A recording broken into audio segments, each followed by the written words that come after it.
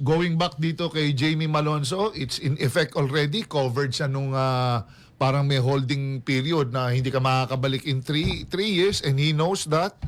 And it's a big gamble on his part. And he went to Japan due to playing time. At syempre, better opportunities like kahit sinong mga players dito, kahit kami, player coach, syempre, given the opportunity, hindi ka satisfied dun sa sa playing time mo, you want to seek greener pastures, di ba?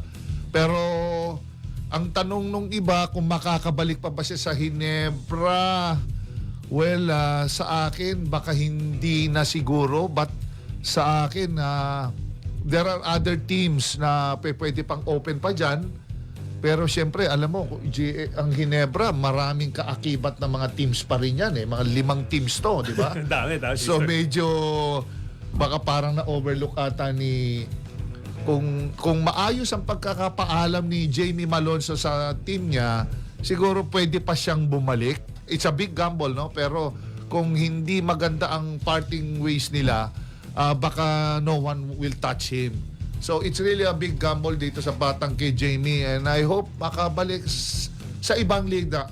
I'm sure naman pare mag-e-evolve yan, baka maglaro sa ibang tournament. Yeah.